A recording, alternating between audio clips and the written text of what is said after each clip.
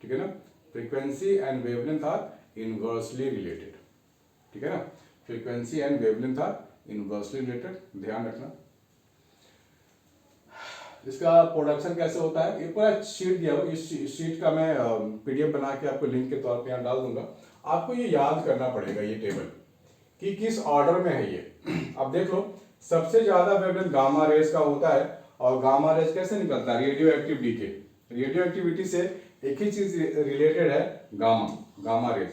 Gamma rays actually cancer के patient को treatment में दिया जाता है, ठीक है ना। सबका यूज, इस पे क्वेश्चन आते हैं, वैसे मैं सब बताऊंगा एक एक करके। तो यहाँ पहले इस चार्ट को आप लिख लो, समझ लो कि सबसे जो वेवलेंथ सबसे कम रेडियो वेव, और सबसे ज्यादा इंक्रीजिंग ऑर्डर में है ये वेवलेंथ, सबसे ज्यादा वेवलेंथ है गामा रेज का, ठीक है ना। सॉरी, वेवलेंथ सबसे कम है, वेवलेंथ सबसे कम है, और वेवलेंथ इंक्रीजिंग ऑर्डर में है, ठीक है। वेवलेंथ का इंक्रीजिंग ऑर्डर है ये, इस चीज को आप ध्यान में रखना है बच्चों। यहाँ पर आपका जो वेवलेंथ है वो कम होता जा रहा है, कम होता जा रहा है, कम होता जा रहा है। वेवलेंथ का कम होना यानी कि फ्रीक्वेंसी का बढ़ना, ठीक है। Wavelength and frequency, frequency and wavelength are inversely related, इसका आप ध्यान रखें। इस ऑर्डर को आप याद कर लो, एक के बाद एक के बाद एक सीक्वेंस में, कोई गड़बड़ी नहीं होनी चाहिए। इसके ऊपर क्वेश्चंस आते हैं। इसके बाद है कुछ फार्मूले हैं जो इंपॉर्टेंट फार्मूले हैं, इससे रिलेटेड भी क्वेश्चन पहले भी आ चुके हैं, आगे भी आ सकते हैं। तो यहाँ पे जैसे कि हम लोगों ने बात करी है कि इलेक्ट्रोमैग्नेटिक वेव होता है, मैग्नेटिक, इसमें मैग्नेटिक फील्ड और इलेक्ट्रिक फील्ड दोनों होते हैं। तो दो तरह की एनर्जी की हम बात करेंगे, एक तो इलेक्ट्रिक फील्ड एनर्जी और एक मैग्नेटिक फील्ड एनर्जी, ठीक है ना। दोनों एनर्जी होती है, दोनों का फॉर्मूला आप याद कर लो। और यहाँ पे जो स्पीड ऑफ लाइट होता है वो होता है 1/√μ0ε0, ठीक है। ये दोनों कांस्टेंट्स है, मीडियम के ऊपर डिपेंड करते हैं, ये कांस्टेंट्स है, ये आपको याद होनी चाहिए। और टोटल एनर्जी की बात होगी तो दोनों को ऐड कर देंगे, दोनों को ऐड कर देंगे तो ये मिलेगा टोटल एनर्जी, ठीक है।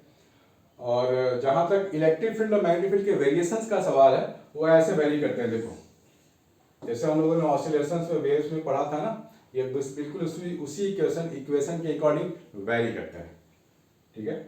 The EMF travel in the direction E cross B, देख लो ये काफी इंपॉर्टेंट टर्म है, E cross B। E cross B तो हम लोगों ने वेक्टर में पढ़ा है ना, A vector cross B vector equal to C vector. तो यहाँ पर A B C क्या है, आपस में परपेंडिकुलर है, यानी कि C वेक्टर इन दोनों के परपेंडिकुलर है। सिमिलरली E क्रॉस B हमें देता है direction of velocity of wave, ठीक है। तो एक फार्मूला, दो फार्मूला याद रहेगा, वेलोसिटी का फार्मूला भी याद होने चाहिए। Total energy density of EMFs आप ऐड कर दो तो ऐसे लिख सकते हैं हम लोग, ठीक है। चलो आगे बढ़ते हैं। Question number 1, depict the field diagram of the electromagnetic wave propagating along positive y axis with electric field along y axis. तो क्या करें, डायग्राम ड्रॉ करनी पड़ेगी हमारे को, डायग्राम ड्रॉ करनी पड़ेगी। This is x, this is y and this is z। depict the field diagram of the electromagnetic wave propagating along positive x axis। Wave इधर जा रहा है with electric field along y axis, y axis के electric field, आप क्या करोगे, electric field को ऐसे वैरी करवा दो y axis के along ऐसे, ठीक है ना। और वेव जा किधर रहा है, वेव जा रहा है इधर, तो ऐसे डायरेक्शन वेव दिखा दो, ऐसे वेलोसिटी ऑफ वेव। और ऑब्वियस सी बात है, मैग्नेटिक फील्ड इसमें क्या नहीं रहा, लेकिन मैग्नेटिक ड्रॉ कर सकते हो z एक्सिस की तरफ, तो z एक्सिस की तरफ आप ड्रॉ कर दो ऐसे, दिस इज z एक्सिस वाला मैग्नेटिक फील्ड, हो गया, ठीक है ना। चलो इजी है तो बहुत।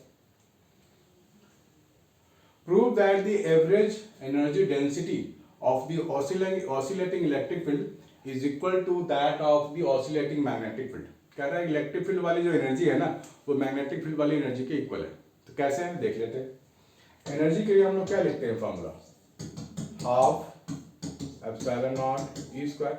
ये तो इलेक्ट्रिक फील्ड वाली एनर्जी है जो इलेक्ट्रोस्टैटिक्स में भी था। हमारे को मालूम है कि इलेक्ट्रिक फील्ड होता है C टाइम्स मैग्नेटिक फील्ड। ये लॉरेंट्ज फोर्स वाले में हम लोगों ने किया था, मैग्नेटिक फील्ड वाले चैप्टर में, ठीक है ना। तो हम लोग क्या कर सकते हैं, E की जगह क्या लिख सकते हैं, E is equal to BC, यहाँ लिखे half epsilon not C into B का होल स्क्वायर, हो गया half epsilon not C square B square, ठीक है ना। और एक फॉर्मूला हमने अभी अभी लिखा था, C is equal to 1 by under root mu naught E naught, ठीक है ना। इसको कहाँ लिखेंगे, सी की जगह सी स्क्वायर करेंगे तो क्या मिलेगा, 1 upon mu naught E not P square, यही तो मिलेगा। तो एप्सिलॉन कट हो गया, आपको क्या मिला, half B square upon mu not. देखो यहाँ से डिराइव करते हुए यहाँ आ गए, तो प्रूफ हो गया कि ये दोनों एनर्जी इक्वल है, सेम है, ठीक है ना। ये सब आ सकता है एग्जाम में आपके, तो ये है बड़ा इंपॉर्टेंट, स्क्रीनशॉट ले लो आप लोग। और छोटा सा फॉर्मूला, इसमें कोई बहुत बड़ी चीज नहीं है, बड़े आराम से कर सकते हैं आप लोग।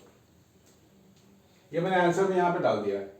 Do electromagnetic wave carry energy and momentum, तो yes they carry energy and momentum, ठीक है, क्योंकि इलेक्ट्रिक फील्ड भी associated with electric field energy, magnetic field associated with magnetic field energy, और उसमें जो प्रेशर अप्लाई होगा उसको बोलते हैं रेडिएशन प्रेशर, प्रेशर तो अप्लाई करता है। हाँ, यह कह सकते हैं ईएम वेव में कोई मास कंटेन नहीं करता है, वो कोई मास कंटेन नहीं करता, but still there is some radiation pressure होता है हमारे पास, है ना, radiation pressure.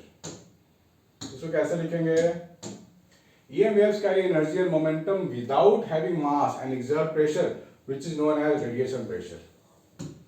These waves, like other waves, carry energy as they travel through empty space, without which it would not be able to heat or generate photocurrent in photocells. चलो फोटोसेल्स की बात तो अब छोड़ देते हैं, फिलहाल मुझे जरूरत नहीं है। हाँ, इतना आप लिख सकते हो, इतना लाइन आपके लिए काफी है, यहाँ से यहाँ तक। यस दे कैरी, फॉर्मूले की जरूरत नहीं है आपको।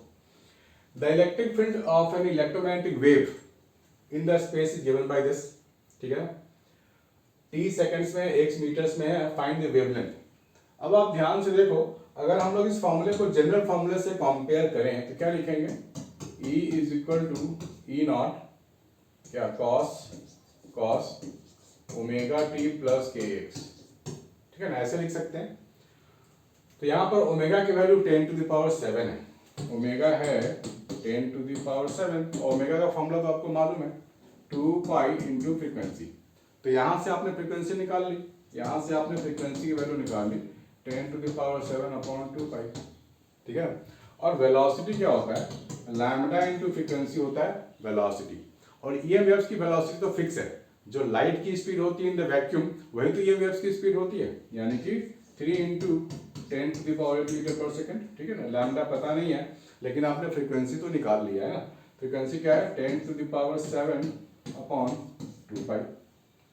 तो इसको काटेंगे तो यहाँ 10 बचेगा, तो लैम्बडा क्या हो जाएगा 6 पाई इंटू 10, ठीक है ना।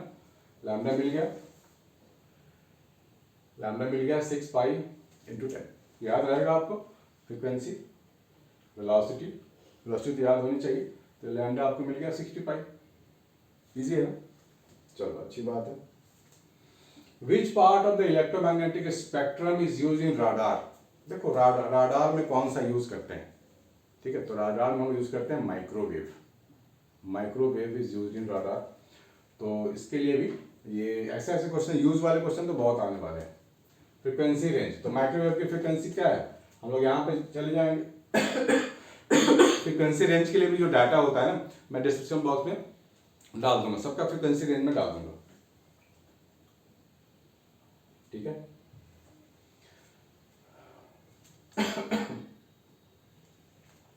Name the electromagnetic waves with their frequency range produced in some radioactive decay. जहां रेडियोएक्टिव डीके आपको दिखता है, समझ जाओ कहाँ हमारे है वो। Sparks during electric welding, electric welding होता है तो स्पार्क्स होता है, तो उसमें कौन कौन सी रेडिएशन ये पूछ रहा है, वहाँ अल्ट्रावायलेट भी है, इंफ्रारेड भी है, विजिबल लाइट भी है, सब कुछ होता है वेल्डिंग में। वेल्डिंग में आपने देखा होगा कि एक मास्क पहने हुए आदमी दो मेटल को जोड़ता है यूजिंग ए रॉड, जब वो अप्लाई करता है तो इलेक्ट्रिक स्पार्क निकलता है।